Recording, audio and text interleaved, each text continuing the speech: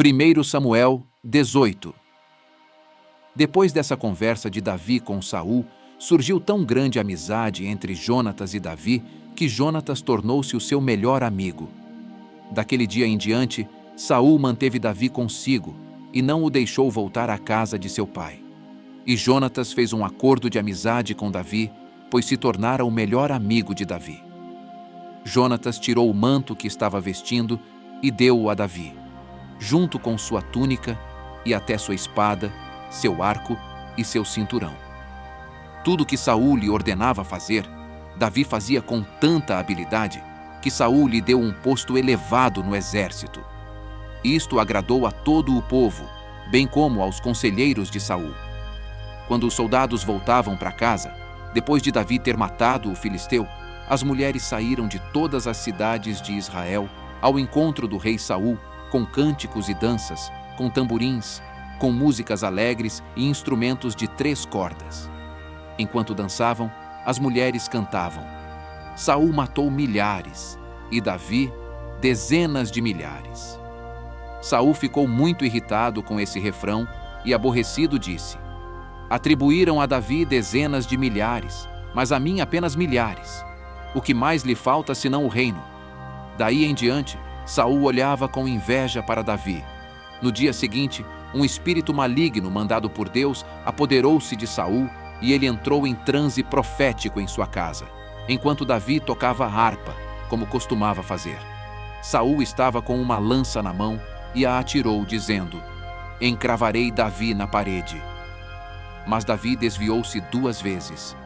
Saul tinha medo de Davi porque o Senhor o havia abandonado e agora estava com Davi. Então afastou Davi de sua presença e deu-lhe o comando de uma tropa de 1000 soldados, e Davi a conduzia em suas campanhas. Ele tinha êxito em tudo o que fazia, pois o Senhor estava com ele. Quando Saul, como ele, tinha habilidade, teve muito medo dele.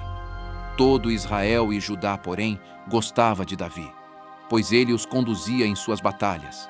Saul disse a Davi: Aqui está a minha filha mais velha, Merabe. Eu a darei em casamento a você. Apenas sirva-me com bravura e lute as batalhas do Senhor.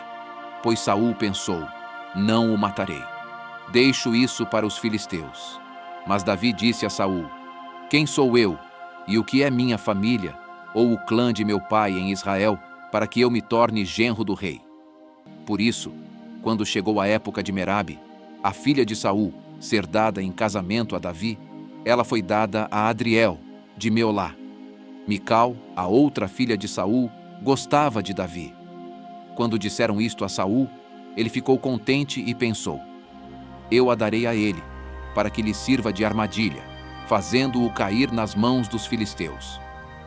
Então Saul disse a Davi: Hoje você tem uma segunda oportunidade de tornar-se meu genro.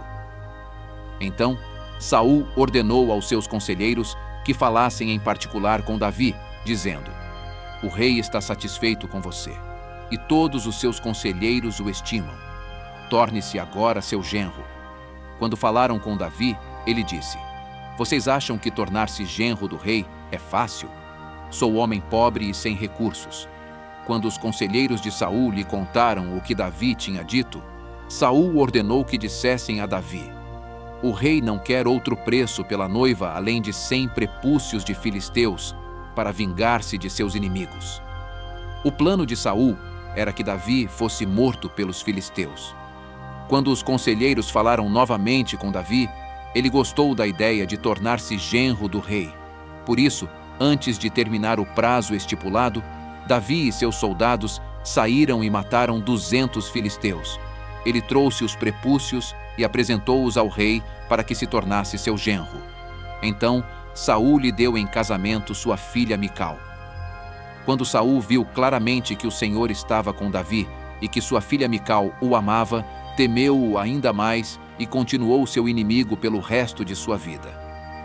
Os comandantes filisteus continuaram saindo para a batalha, e todas as vezes que o faziam, Davi tinha mais habilidade do que os outros oficiais de Saul, e ele tornou-se ainda mais famoso.